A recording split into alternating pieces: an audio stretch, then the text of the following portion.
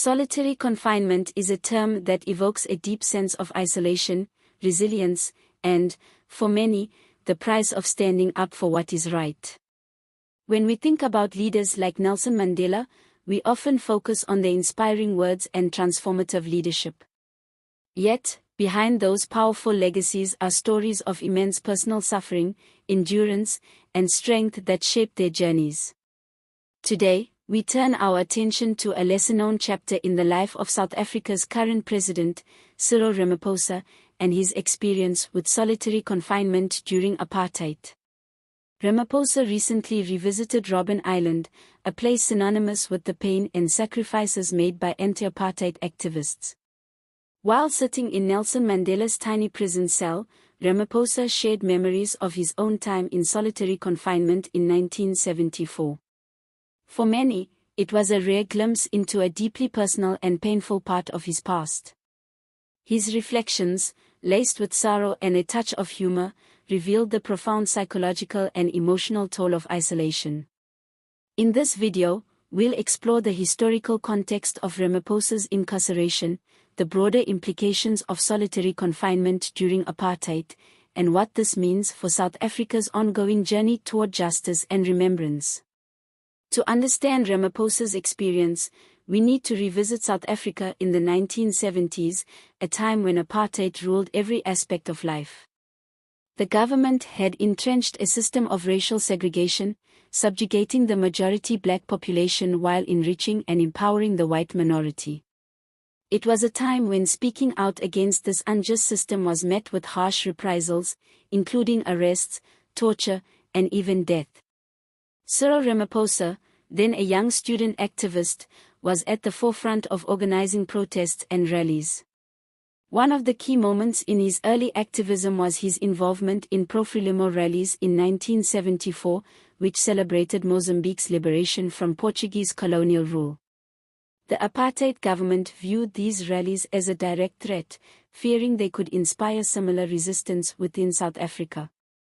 As a result, Ramaphosa was arrested and held in solitary confinement for 11 months at Pretoria Central Prison, now known as Confinement Correctional Facility. His second detention came in 1976, during the Soweto uprising, when students protested against the forced use of Afrikaans as the medium of instruction in schools. The uprising marked a turning point in the anti-apartheid struggle, but for activists like Ramaphosa, it also meant further persecution. Ramaphosa's description of his time in solitary confinement is both haunting and illuminating. He recounted how he lived in a small, bare cell, with nothing but a mat, a blanket, and a bucket. Meals were passed through a steel door, and human contact was virtually non-existent. The sheer monotony of this existence, coupled with the psychological weight of isolation, pushed many prisoners to their limits. Ramaphosa's ability to find solace in observing ants crossing his cell speaks volumes about the human need for connection and purpose, even in the most desolate circumstances. Naming the ants and studying their movements became his way of coping, a poignant reminder of how the mind seeks out distractions to survive extreme loneliness. In sharing these memories, Ramaphosa also acknowledged that his suffering was brief compared to the years endured by leaders like Nelson Mandela and Walter Sisulu.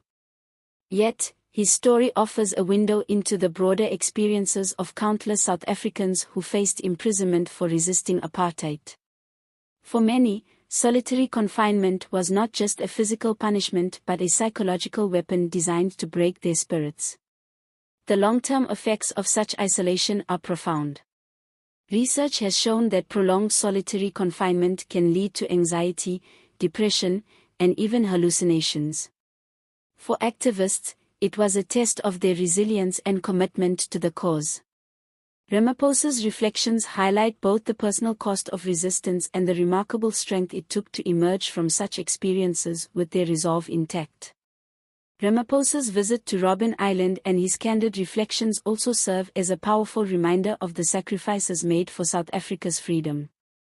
They underscore the importance of remembering this painful history, not just to honor those who suffered but to ensure that the values they fought for are upheld. At the same time, his story raises questions about how South Africa is addressing the legacies of apartheid. While the country has made significant strides since 1994, challenges like economic inequality, racial tensions, and corruption continue to plague its democracy. For many South Africans, the ideals of freedom and equality remain unfulfilled promises. Ramaphosa's reflections also invite us to consider the role of leadership in healing and reconciliation. By sharing his personal pain, he connects with a shared history of struggle and resilience that defines South Africa. It's a reminder that leaders, too, carry the scars of the past, and that these scars can inform a more compassionate and just approach to governance. As South Africa commemorates the 113th anniversary of the African National Congress, Ramaphosa's reflections on his solitary confinement offer a moment for introspection. How can the country continue to honor the sacrifices of its past while addressing the challenges of the present? How can stories like his inspire a new generation to carry forward the ideals of justice and equality? The visit to Robben Island also underscores the importance of preserving historical sites and narratives.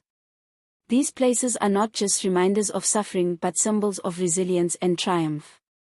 They serve as a testament to the human spirit's capacity to endure and overcome even the most oppressive circumstances. As Ramaphosa noted, his own experience was brief compared to the years endured by others.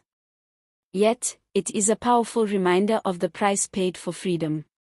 It challenges us to think about how we honor that legacy in our own lives, whether by advocating for justice, confronting inequality, or simply remembering the stories of those who came before us.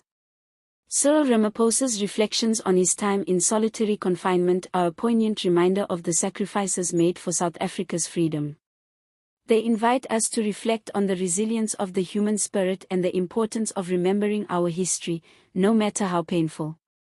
What are your thoughts on Ramaphosa's story and its implications for South Africa today? Share your views in the comments below.